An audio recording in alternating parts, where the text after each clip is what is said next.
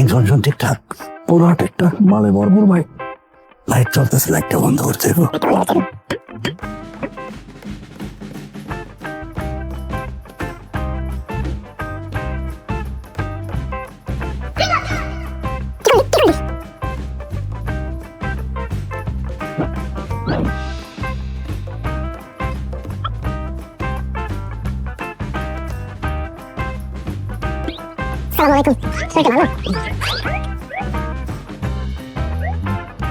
পুলিশে দিয়ে দেন আপা। না না, আমরা শাস্তি দেব। ওকে পিটিয়ে গাছে ঝুলিয়ে রাখা হোক। কিসে পিটাবেন? এই ব্যাটারে ঘোড়ার লাগে দড়ি দিয়া বাইন্দা ঘোড়াটারে 10 কিলোমিটার দৌড়াবেন, দেখবেন বুঝবো। আরে না, আমার অঙ্কগুলো করতে দিই, তখন বুঝবে ঠেলা। খালাম আরেকটা কাম করেন, আমগো গোয়াল গড়টা হেরে দিয়ে দোয়ান, তাইলে বুঝবো মাজার কামরানিতে মজা কারে করে বলোই। আপনারা আমাকে একটু কথা বলতে দিবেন? না না, কোনো সুযোগ নাই। থামো থামো থামো সবাই, কি বলতে চাও তুমি? দেখেন, মার্ডার আর অ্যাটেম্প টু মার্ডারের মধ্যে কিন্তু পার্থক্য আছে। আমি তো এখনো চুরি করিই নাই, চুরি করতে আসছি মাত্র। চুরি করা হাসির কিছু না, অনেক কষ্টের কাজ। মিথ্যাটা ভালো করে বলতে পারি না হবদুল্লাহ ভাই? হবুদুল্লাহ ভাই মানে? কে কার দুলা ভাই? কথা শুনে তো মনে হচ্ছে যে ভালো ঘরের সন্তান, তো নিজেকে চোর বলছো কেন? বিশ্বাস করেন, আমি আদি অকৃত্রিম শতভাগ দেশি চোর।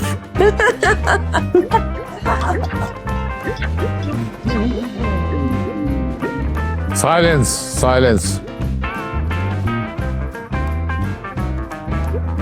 তুমি ডাকাত না চোর সেটা এখনই প্রমাণ হয়ে যাবে। 1 মিনিট। রমজান, রমজান,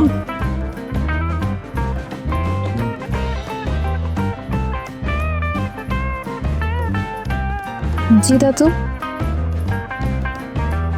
তাই ওখানে দাঁড়িয়ে মিনমিন করছিস কেন? এখানে সামনে আয়।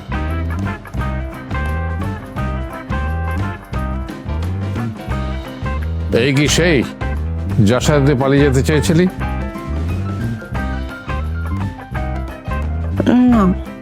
আর এই গাধাটা তোকে নিতে এসে কলিং বেল টিপে দিয়েছে?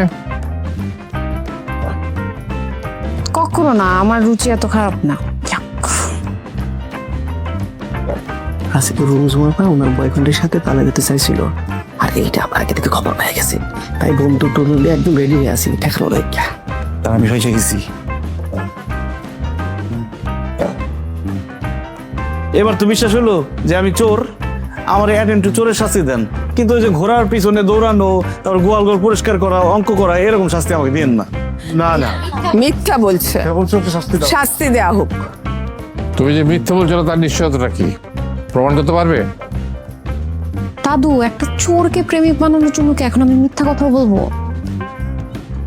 আচ্ছা, আমি যদি এখন একটা চুরি করে দেখাইতে পারি, আপনারা বিশ্বাস করবেন যে আমি চোর? করো, প্রমাণ করো। এই দেখো, আমি এই যে লোকের মোবাইল চুরি করে ফেলছি, জানেই না। আরেকটা জিনিস দেখেন, এত যে বড় বড় কথা বলতেছেন, এই দেখেন আপনাদের বাসার পুরো ম্যাপ আমার কাছে। এই যে নকশা দেখেন, আপনাদের বাড়ির পিছনের যে সিসি ক্যামেরা আছে এটা নষ্ট। এই যে উত্তর দিকের যে দরজাটা আছে ঢোকার, ওটা লক নষ্ট, মোছার দিলে ভেঙে দেবো। আর এই যে এদিকে দেখেন, আর এদিকে যে গ্রিল আছে, সেই গ্রিল দিয়ে একটা লাফ দিলে দোতলায় উঠা যায়। এত সমস্যা নিয়ে বাড়িতে বসে আছেন, আবার আমারে ধইরা এখন পুলিশে দিবেন, ঘোড়ার পিছনে দৌড়াইবেন, হ্যান ত্যান কত কিছু করতেছেন। Oh my God.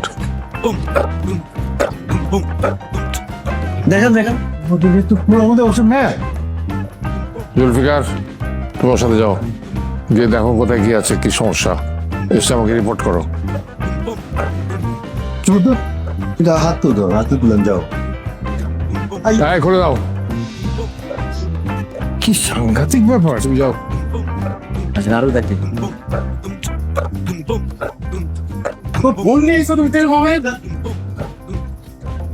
এই যে এই দরজা, এই দেখেন, এই লক কাজ করে না, আর এটা খড়র খড়র একটা ধাক্কা মারলে খুলে যায়। আসেন, এই যে সিসি ক্যামেরা দেখে ওইদিকে।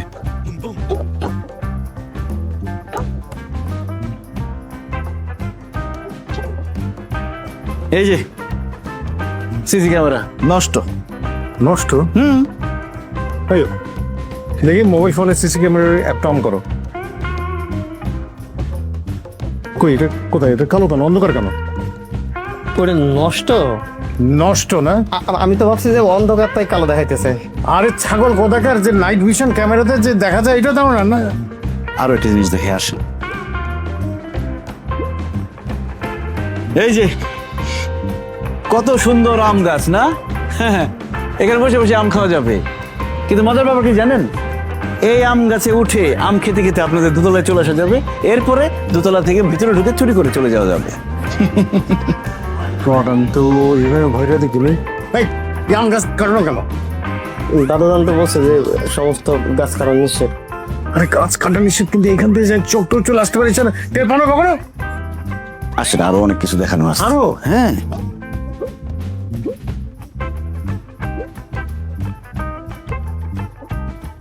বাবা, যে এটা হচ্ছে আমাদের টোটাল বাড়ির ম্যাপ। এই যে আমাদের এন্ট্রেন্স, এই যে এক্সিট, যে এইখান দিয়ে হচ্ছে আমাদের এন্ট্রি গেট, যেটা কিনা গেটের লকটা নষ্ট। এদিক দিয়ে এক্সিটের সময় একটা ক্যামেরা আছে যেটা কিনা আনপ্লাগ করা। সো বাবা, এই টোটাল বাড়িতে যে আমাদের এত সিকিউরিটি সিস্টেম উইক, সেটা তো আমাদের এই চোরই শেখালো। বলো। হ্যাঁ, এছাড়া তো আমরা জানতেই পারতাম না। সে কিন্তু খুব অনেস্ট একজন চোর। এবং আমার কি মনে হয় বাবা জানেন, আমার মনে হয় যে তার এই অনেস্টির জন্য তাকে একটা রিকগনিশন দেওয়া দরকার আমাদের। হ্যাঁ, আমরা ফ্যামিলি সবাই মিলে একটা সম্বর্ধনা অনুষ্ঠান অ্যারেঞ্জ করতে পারি, যেখানে আমরা তাকে রিকগনাইজ করতে পারি। চোরকে সম্বর্ধনা দেবে?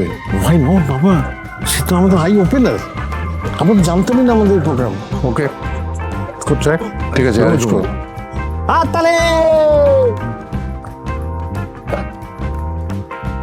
শুভ সকাল, সবাইকে স্বাগতম আমাদের আজকের এই আয়োজনে। আজ আমরা সমবেত হয়েছি এমন এক মানুষের জন্য যিনি শুধু মহান নন, দেশ কাল পাত্র সময়ের গণ্ডি পেরিয়ে তিনি এক আশ্চর্য পুরুষ হিসেবে আবির্ভূত হয়েছেন। হে ব্রতচারী, আলোকিত সমাজ গঠন ও সুস্থ ধারার মুক্ত চিন্তা বিকাশে আপনি হিমালয়ের মতো অবিচল। আপনার নৈতিকতা এবং নিঃস্বার্থ পথচলা দূর করে দেবে মনের সকল সংকীর্ণতা। আপনি একজন চোর ছাত্র, তবুও আপনার বিশাল হৃদয়ের খোঁজ পেয়ে আমরা ধন্য, আমরা আপ্লুত। হাততালি! হাজার হাজার মানুষের হাততালি! হাজার হাজার মানুষ কই আছে? এখানে তো কয়েকজন আছে। কয়জন মানুষের হাততালি! রাজা ভাই ভালো লোক, জয়ের মালা তারি হোক, উড়ন্ত মুরগির চূড়ান্ত ডাক, রাজা ভাই জিতেই যাক। রাজা ভাই পাশে আছে, আপনি এগিয়ে চলেন। চলো চলো, আগুন চলো। আচ্ছা, হয়েছে, তুমি শেষ করেছো? আচ্ছা, আসলে আমি জানি আপনারা সবাই এখন কিছু অতিথির পক্ষে বলার জন্য অস্থির হয়ে রয়েছেন, উদ্গ্রীব হয়ে রয়েছেন, এবং এটাও জানি যে আপনারা অনেক বিশেষণ আগে পিছনে লাগিয়ে তাকে একটা মহৎ প্রাণ মানুষ হিসাবে প্রতিষ্ঠিত করবেন, সেটাও আমি জানি। কিন্তু আরেকটা কথা আমি জানি, আড়ালে যে আপ্যায়নের ব্যবস্থাটা হচ্ছে তার সুগন্ধ, আমার তো ভীষণ খিদে পেয়ে গেছে। এই অবস্থায় বেশি দেরি করা সম্ভব হচ্ছে। দাদা, তোর মালাটা পরাই দিয়ে আমি একটু বসি। একটু আমাদের ব্যাপারটা ভুল হয়ে গেছে। তার আগে আমার এই মালাটা আমাদের আজকের অতিথিকে পরিয়ে দিতে হবে।